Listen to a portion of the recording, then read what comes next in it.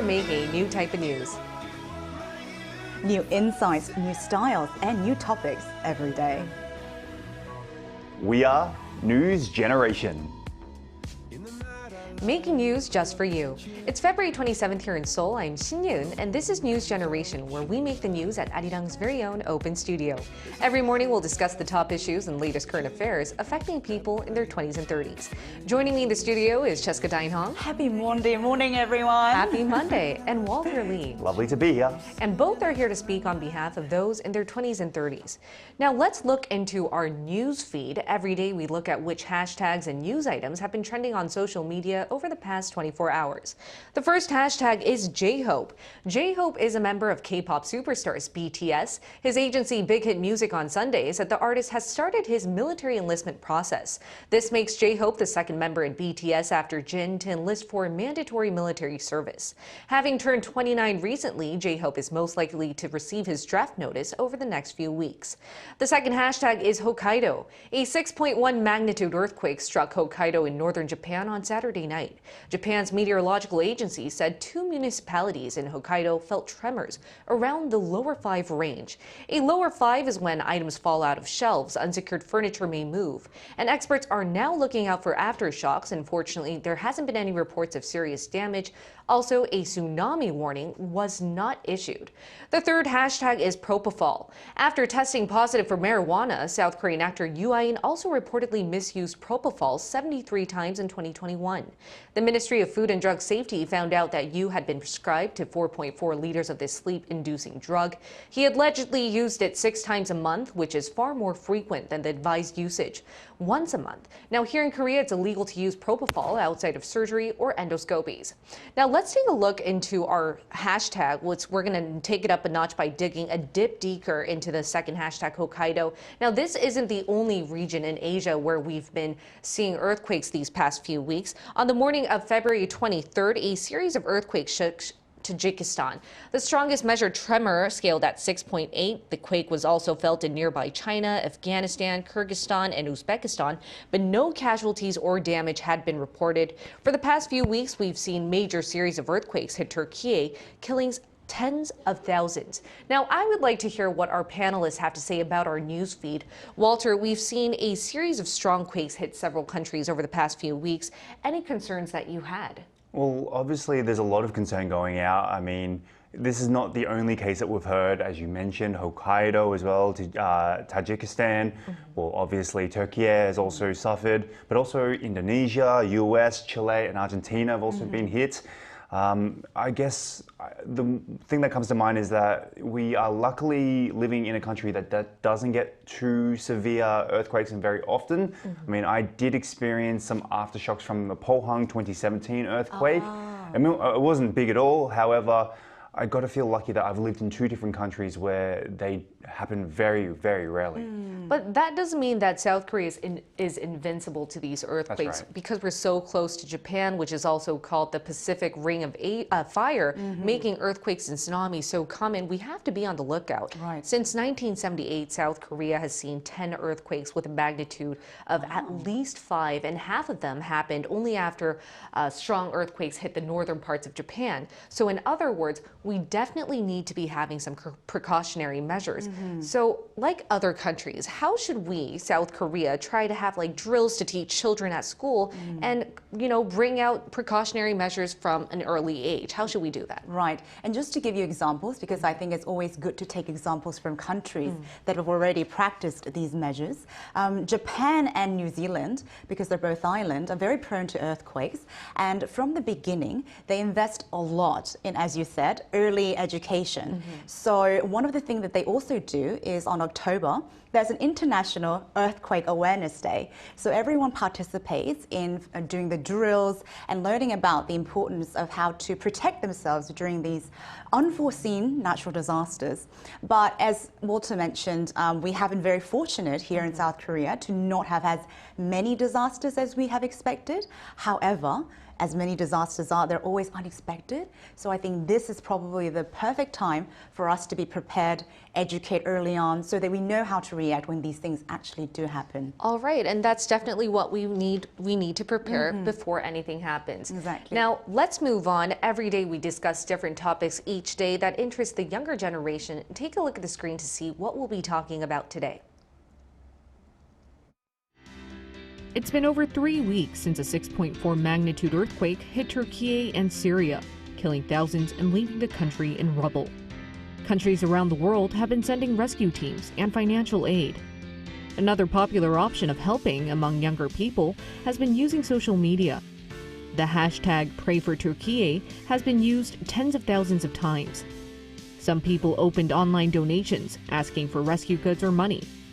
One Korean cartoonist uploaded an illustration of a Turkish soldier in the Korean War and a Korean rescue force helping people after the earthquake. This touched the hearts of many and attracted over 380,000 likes. Today News Gen looks at 3 questions. 1.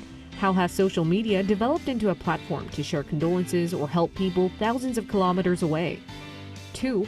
Why do some millennials and Gen Z actively try to help people in need? Why do they use social media for it? 3. What are some other ways millennials and Gen Z help out people in need? Along with many people around the world, Koreans are raising money or donating to help victims from the deadly earthquake in Turkey. Now, bringing the discussion here in the studio, how many Koreans have donated and through which outlets? So there have been a huge wave of donation in South Korea to Turkiye, including celebrities, conglomerates, companies, literally donating, in millions of USD dollars in relief funds and even relief items. But what was very notable about this particular incident was a high participation of millennials and Generation Z through social media platforms. Right. So just to give you an example, it started with a lot of college students. So Hanguk University, which has the largest Turkey language department, has received more than 100 relief items even before the school started. So there's a very active participation of students in donation.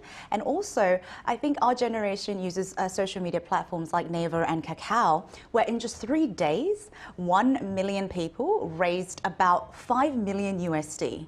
Just through social media. Wow. And I think the sheer number of participants and the easy access that you can do through social media platforms, being so-called our thumb generation, right? Click and then go on, has definitely enabled us to, garner a huge amount of donation and with active participation overall. You mentioned a very interesting point there, Cheska. Many millennials and Gen Z are participating by using social media. Right. So as we saw in the video that introduced the topic of the day, just why and how so are the younger generation doing that?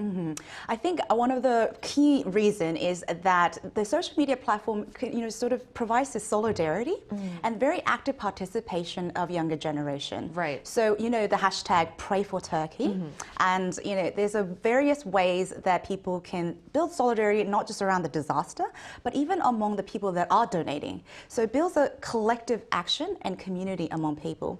And I also think that given the disasters that we went through personally in the past couple of years with Seoul and Itaewon Stampede, I think our generation definitely has a more heightened sense of responsibility and emotional empathy. And on top of that, I think our generation is very characterized by this global values and promoting them all together. And speaking of the hashtag #PrayForTurkiye, I myself have participated because I think it's the least you can do, especially if you're a social media user. All you need to do is write down the hashtag and upload a post. You don't even need to write like a full-on message, but the fact that you participate, it's what's making social media the next platform for. And as you mentioned, the easy way definitely raises people to do more. Yeah. Definitely. And Walter, what do you think about millennials and Gen Z helping out with social media? Well, it's absolutely amazing to see the support that the younger generation and everyone here in South Korea are giving to Turkiye. I mean, obviously the conglomerates, as Jessica mentioned, are also donating, which is great to see on a different level. But donations don't have to come in that monetary value as well. Like, we need to think about daily necessities, or and they're just as important, if not they're better for the immediate situation rather than money straight away, in my opinion. Like we mentioned before, the university, they donated a lot of things as well, not just money, but like KF masks, clothes, sanitary pads, hot packs, just the things that these people who are suffering this major disaster would need immediately. So basically, it's not just social media participation, but it's also donating goods that people need right now. Right, exactly. Then, Cheska, why do you think millennials and Gen Z are so open to the idea of helping a complete stranger living hundreds and thousands of kilometers away from them? That's a very good question. And apparently, Yeon, this is actually not the first time that Koreans have, shown active participation and sentiment towards Turkiye. So in 1999, there was an earthquake in Izmit, and back then, college students mobilized a campaign called Love for Turkey. Raising funds and hosting concerts. So it seems that we have very strong historical ties with Turkey, given the historical records that we have starting with Korean War. But on top of that, I think our generation definitely feels the solidarity and up-to-date information sharing through social media. So they get instant information and testimonials about the disaster, about live feeds and news about what's going on.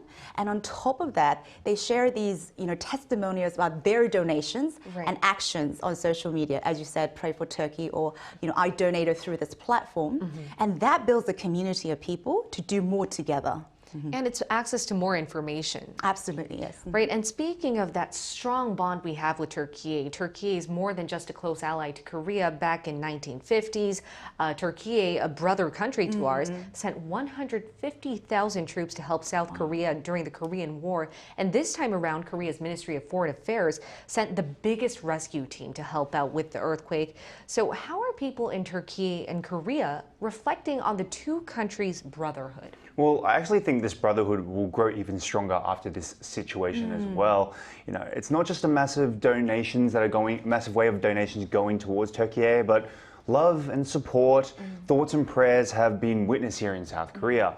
An example might be the very beautiful cartoon art piece by myeongminho that made social media recently. Okay, so on one side, as we can see on the screen, here is a picture depicting a Turkiye soldier giving a young Korean child water during the Korean War period.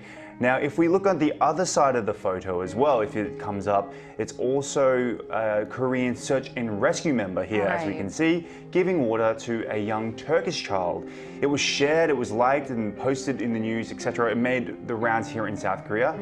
But it seems that South Korea's donations, thoughts and prayers are also felt in Turkey as well. There was a beautiful written letter by a 9-year-old named Hussein Khan.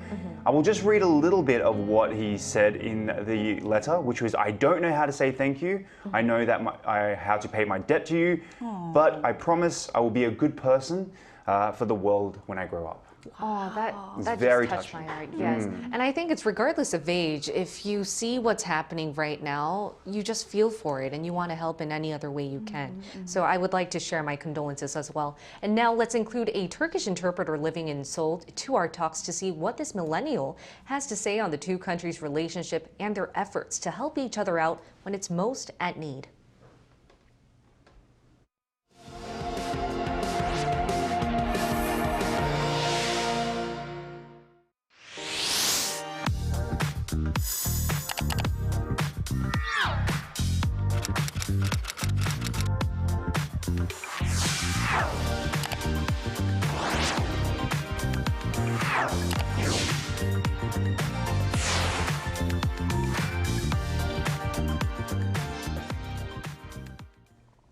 We're now going to be speaking with Achelia Yavuz, an interpreter for the Turkish Embassy in Seoul. Welcome, Achelia. Hello, thank you for having me. First off, I'd like to share my deepest condolences, and I would like to ask if you're aware of all the donations and the Pray for Turkey hashtag relays going across various social media platforms. What do you think about the way millennials and Gen Z are trying to help out people when they're most at need? Well, again, thank you for having me this morning.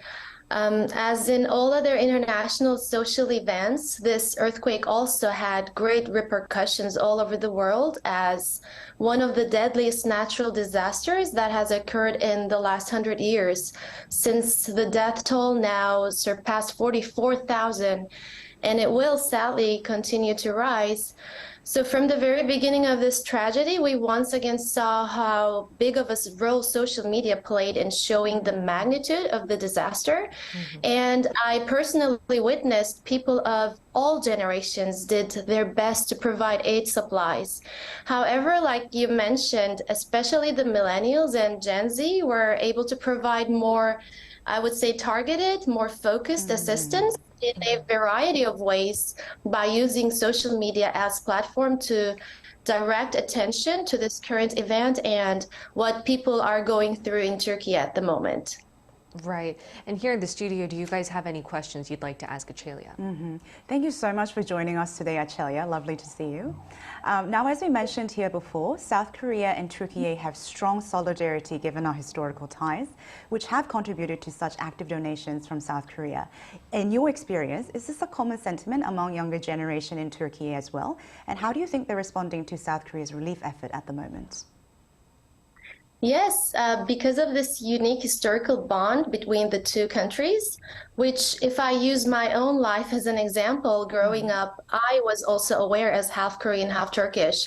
So I think it really, really meant a lot for the entire Turkish nation, seeing how much South Korean people tried and still trying to contribute.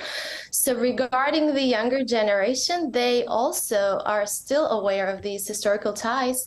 And, you know, I truly believe because of this, when Korean people mobilized to provide help in the way they did, it made a significant impact and was received with sentiment by the Turkish people. But for the younger generation, because you know, Hallyu wave is huge in Turkey also. So seeing the celebrities or K-pop stars that they love, you know, donating for their country, I'm sure it really, really meant a lot for them. And I know this is a very emotional period for you to be going through, but are there any last words that you would like to share with our viewers or the world out there? Yes, in order to get the message out, I would like to emphasize the magnitude of this disaster again by pointing out the fact that it is beyond the capacity of any country to handle alone. 10 cities have been affected by these major earthquakes. And to put this into perspective, the scale of this damage that has been caused is the equivalent in size of several countries. So thousands of houses have either been destroyed or so badly damaged they require demolishment. I think there is no way to determine how long the healing process will take, but undoubtedly it will take a great deal of time. So what Turkey needs most right now is meeting the housing demand, a quick return of educational supplies to children, creating new jobs within the cities which have been affected, and overcoming social trauma, and ultimately restoring life to this part of Turkey. Thank you so much, Achelia. I hope News Generation could be a good platform for you to spread that message. Thank you so much for having me again. Thank you so much. All right, and let's bring the discussion here to the studio. Any points that Achelia made that caught your attention the most? Walter asked such a great question, and her last was definitely, like every single one of them definitely touched me. But she mentioned social trauma. So it's not, these disasters are not only wreak havoc on the physical infrastructure, but they leave people tormented for, you know, generations and generations because they've lost everything without, you know, any preparation. So I definitely pray for Turkiye, but also I'm looking for ways that we, as she said, as millennials and Generation Z, could help out in any ways we can. Yeah. What about you, Walter? Just for me, the way, you know, we see it on the news, we see the images that are coming out and it is affecting us, but to actually talk to someone so close to understanding everything that's really going on has touched my heart and has really made it quite an emotional situation.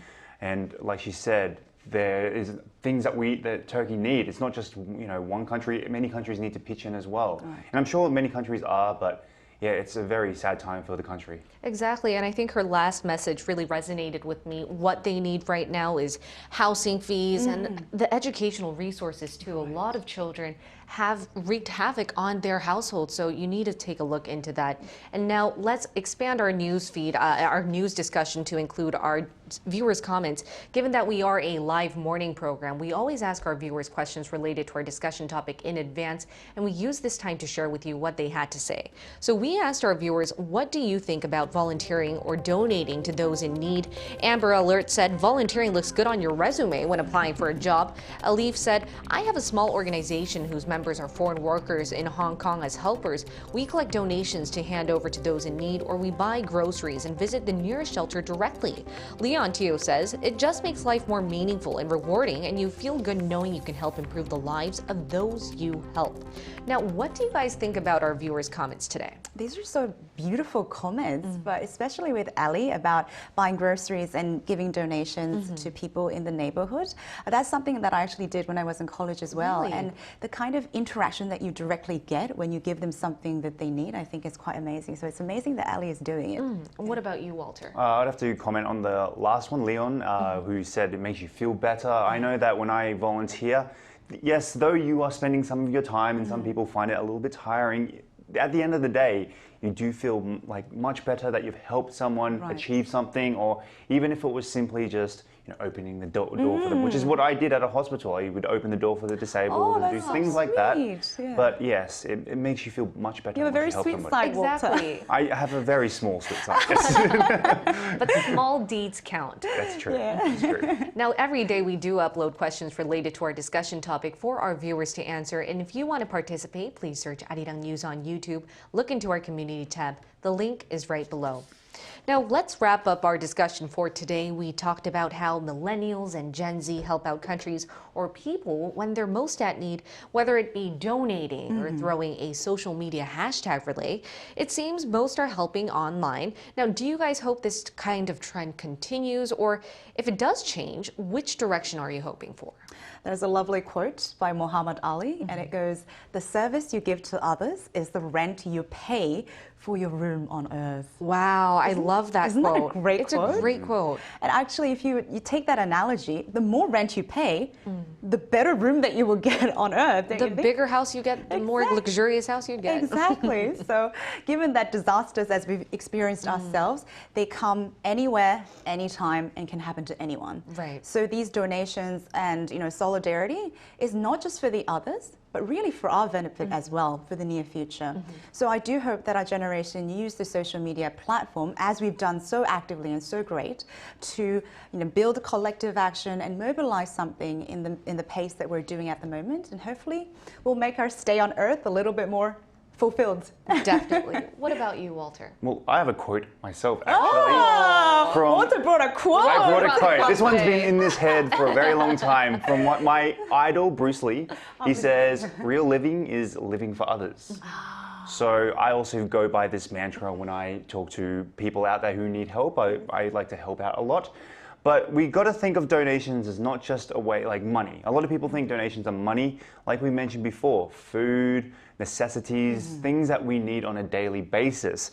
But there's also other methods as well. Donating blood, that's something that seems a bit scary, but once you do it, it's well worth the needle in the arm, should I say? Right. The Yes, little pain. It's the worth little pain is worth helping someone else. So yes. Right. And while I might not have a quote, It's your time for the quote, yeah. I would like to sum up and share that News Generation will send our deepest condolences, and we will continue to pray for Turkiye. And today we talked about how many young people here in Korea have been helping out with the earthquake that hit Turkiye, and we'll be here every day from 9:30 a.m. to 10 a.m. Korea time, bringing you the topics that young people are talking about. Special thanks to Cheska Dainha Pleasure's mine. Thank you so much. and Walter Lee. Lovely to be here. And thank you all for watching. We'll see you tomorrow. We are News Generation. Generation.